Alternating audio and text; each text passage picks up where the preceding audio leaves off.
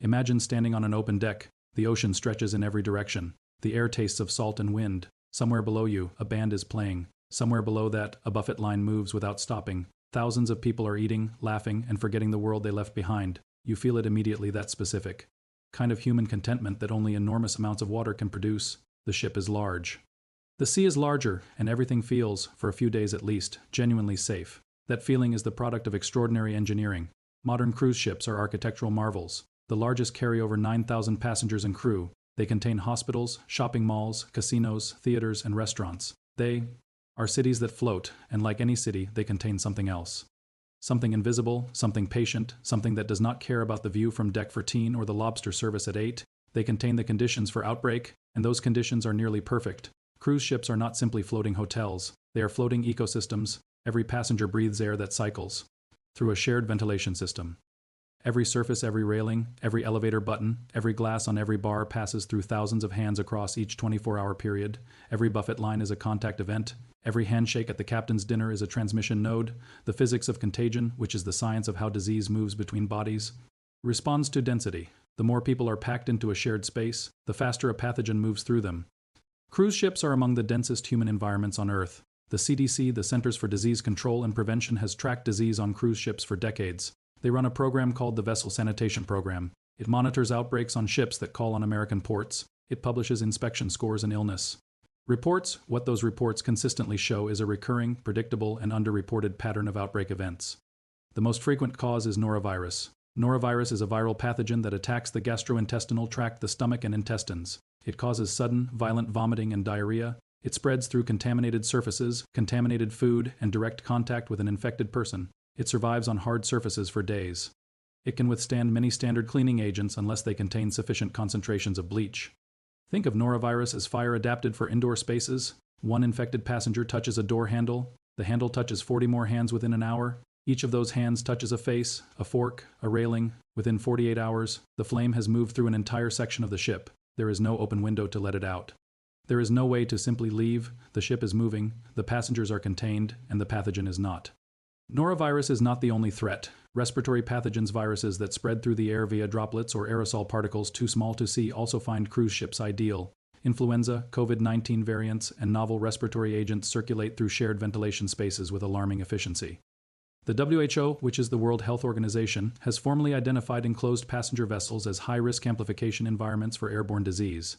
An amplification environment means a space where a small, manageable outbreak becomes large and unmanageable faster than in open populations. Before we go further, have you ever been on a cruise when an illness was spreading through the ship? Did the crew tell you the full truth of what was happening, or did the information go quiet? Drop your answer in the comments. I genuinely want to know what you think. The formal threshold for a declared outbreak, under CDC Vessel Sanitation Program definitions, is when 3% or more of a ship's total population, passengers and crew combined, reports gastrointestinal illness in a single voyage. 3% sounds small. On a ship carrying 5,000 people, 3% is 150 people. 150 people violently ill before the word outbreak is even officially used. That gap between reality and language is where the danger lives, and it is the central question this video will follow all the way to the end. The history of disease aboard ships is as old as the ocean itself. Long before cruise liners existed, vessels were among history's most efficient mechanisms of mass contagion.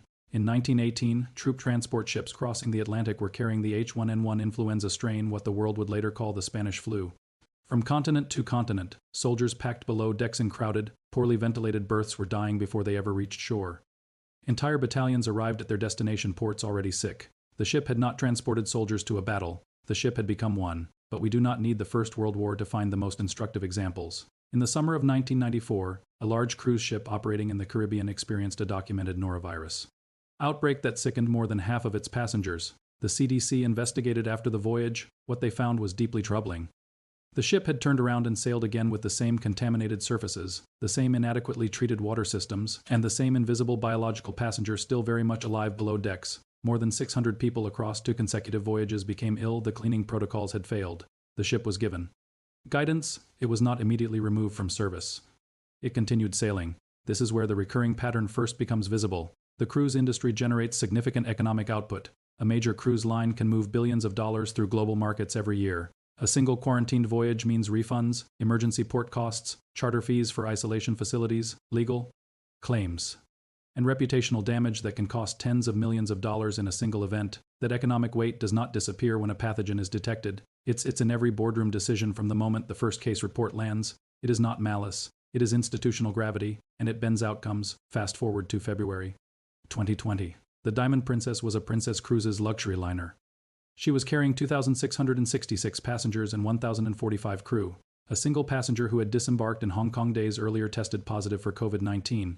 The ship was ordered into quarantine off Yokohama, Japan. The Japanese government, the WHO, and international health authorities all monitored what happened next in real time. It became one of the most studied public health events in the history of modern epidemiology. Within 2 weeks, over 700 people aboard had confirmed COVID-19 infections that represented more than 26% of the ship's total population. 14 people died. Researchers at the London School of Hygiene and Tropical Medicine analyzed the transmission data and published findings that reached a disturbing conclusion. The quarantine procedures themselves, the attempt to isolate infected passengers, had accelerated the spread. Shared ventilation continued. Crew moved between zones. Asymptomatic infectious individuals had already distributed the virus across multiple decks before any isolation measures began. The containment arrived after the distribution. If you want to stay ahead of stories like this one, the kind that matter before they reach the headlines, this channel covers them the moment they develop. Subscribing means you will not miss what comes next. No pressure, just an open invitation. The Diamond Princess was not simply a COVID story. It was a structural revelation. The ship's physical design, its recirculated air systems, its high-density communal areas, its dependence on crew mobility for basic functions did not fail the response. The design actively assisted the pathogen. Findings published in The Lancet and the New England Journal of Medicine called for fundamental changes to cruise ship design standards, ventilation engineering, and outbreak response protocols. Some changes were adopted. Many were not. The industry lobbied. The season continued. By 2023, the CDC Vessel Sanitation Program Outbreak database was logging new gastrointestinal illness events at a pace comparable to pre-pandemic levels. The ships were fuller than before. Passenger numbers broke records. The lessons of the Diamond Princess had not been forgotten. They had been absorbed and then quietly set aside. History is not a warning. History is a pattern, and this pattern is still running. Right now, cruise ships are sailing every ocean on Earth. The CDC Vessel Sanitation Program's publicly available outbreak database shows multiple formal gastrointestinal illness outbreak events in recent sailing seasons, each meeting the 3% threshold for official declaration. Those are the reported outbreaks. The reporting system only reaches ships calling on American ports. It only captures events that cross the formal threshold, and it only records what companies actually disclose. Here is what that means in practice. A cruise ship operating entirely in international waters or sailing between ports in regions with lighter regulatory requirements falls outside the CDC Vessel Sanitation Program's jurisdiction. The WHO's international health regulations, adopted in 2005 and updated most recently in 2024, require member nations to report unusual disease events to the global health community, but enforcement at sea is jurisdictionally fragmented. A ship registered in the Bahamas, sailing between Greek and Turkish ports, carrying passengers from 50 different countries, occupies a regulatory space that no single health authority fully controls. The rules exist. The authority to enforce them does not always follow. The European Centre for Disease Prevention and Control, the ECDC, monitors disease events across cruise routes connected to EU member states.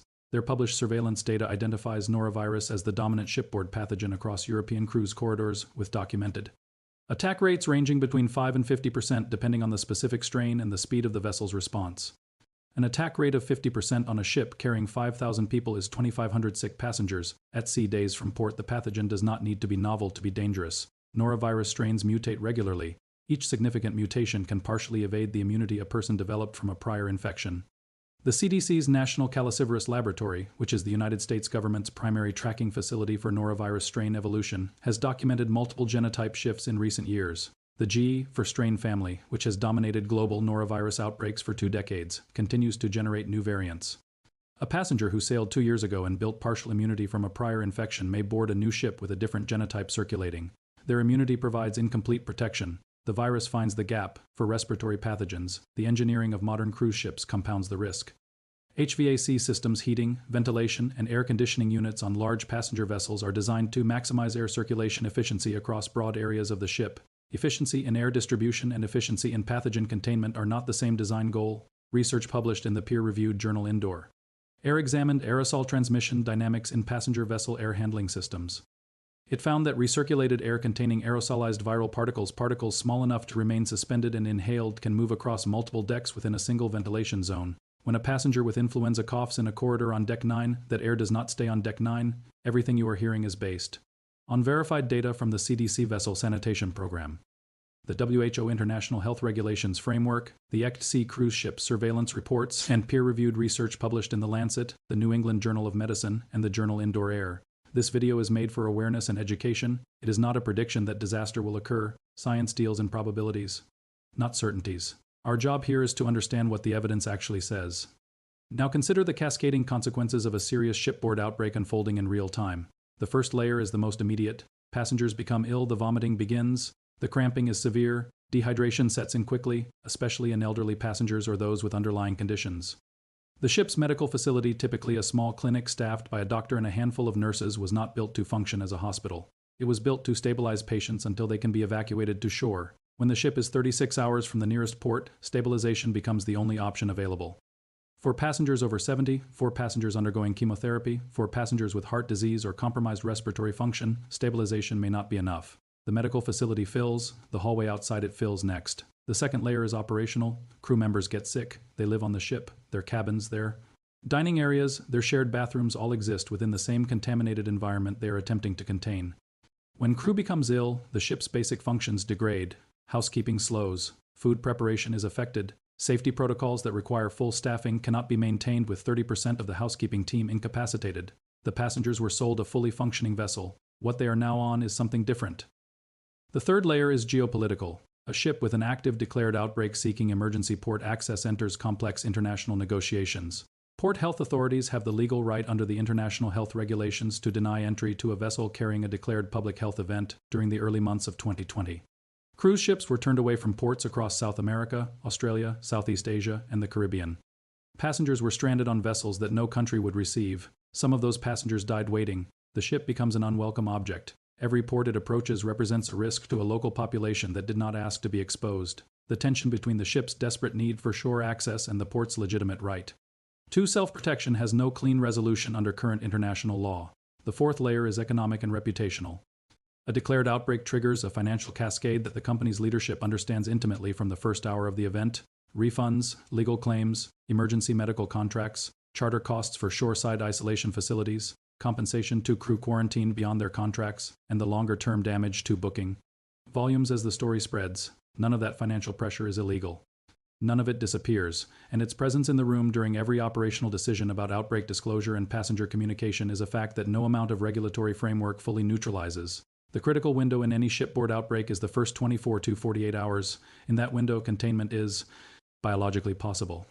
The pathogen has not yet distributed itself beyond manageable isolation. The decisions made in those hours, whether to halt buffet service immediately, whether to notify all passengers directly, whether to contact port health authorities before the threshold is formally crossed, whether to quarantine symptomatic crew members regardless of operational impact, will determine whether the final case count is in the dozens or the thousands. After that window closes, the ship is no longer managing an outbreak. It is managing a crisis. What exists right now to protect people on these ships? The CDC Vessel Sanitation Program inspects vessels calling on American ports. It publishes scores publicly. It can issue operational alerts and compel corrective action. Ships that regularly call on us ports have measurably higher sanitation compliance than those that do not. The program matters. It is a real accountability mechanism operating within a real jurisdiction. The WHO's international health regulations create a global expectation of transparency and reporting. The International Maritime Organization, the United Nations agency governing shipping safety, maintains guidance frameworks for disease response at sea. Port health authorities in most developed nations have surveillance capacity. These systems are not nothing. They represent decades of careful institutional building. But here is what those systems cannot compel. They cannot force a cruise company to notify passengers before a formal outbreak threshold is reached. They cannot require real-time disclosure of case counts in international waters. They cannot override a company's internal communications strategy when that strategy favors quiet containment over loud transparency. They cannot inspect a ship sailing exclusively outside their jurisdiction. The gaps in the framework are real, and pathogens are, evolutionarily speaking, very good at finding gaps. Shore-based detection technology is advancing. Wastewater-based epidemiology, which is the detection of pathogen genetic material in sewage systems before clinical cases become numerous, is now used in some port facilities to screen arriving vessels. The CDC piloted this approach during the COVID pandemic and found that wastewater sampling could detect viral presence aboard a ship days before symptomatic passengers formally reported to the ship's medical clinic. That is a meaningful early warning capability. Scaled globally, standardized across major cruise port facilities, and made mandatory rather than optional, wastewater surveillance could fundamentally change how early an outbreak is detected and disclosed. But scaling it requires international funding commitments, technical infrastructure, and political coordination that does not yet exist at the required level. What can an ordinary person carry from this information onto a ship? Start before you board. The CDC Vessel Sanitation Program publishes inspection scores for every ship it monitors. The database is free, public, and searchable by vessel name. Check your ship's score. A score below 86 out of 100 is considered a failing inspection by program standards. Know where the ship's medical facility is located on your first day aboard, not the day you need it. Bring hand sanitizer. Not because ships do not provide it, but because dispensers run out in the early hours of an active outbreak, and proximity to a working dispenser matters when case counts are climbing. If you become ill on a ship, report it immediately. Do not wait to see if it passes. Early self-reporting is the single most powerful action any passenger can take, not only for their own care, but for everyone aboard. Your report is the data point that starts the clock on a real response. It is not an inconvenience. It is a public health act. Understand that you are entitled to information. You are not required to accept silence. If you observe sick passengers and the ship's communication goes quiet, ask direct questions. Ask the medical staff directly how many cases have been reported. Know that major cruise lines publish passenger rights frameworks in their contracts. Know what yours says before you leave the dock. Then step back from the personal and look at the largest possible frame. Cruise ships are not an anomaly in how human civilization moves. They are a compression of it. They are airports that do not land. They are cities that have no road out.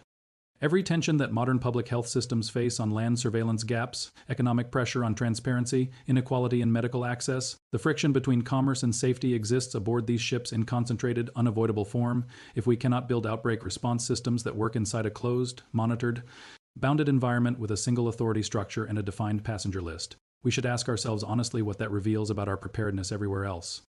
The ocean did not create the vulnerability. We brought it with us. We packed it into shared ventilation ducts and buffet serving spoons and handshakes with strangers. We concentrated it and set it afloat. The water around the ship is not the risk. The city inside it is.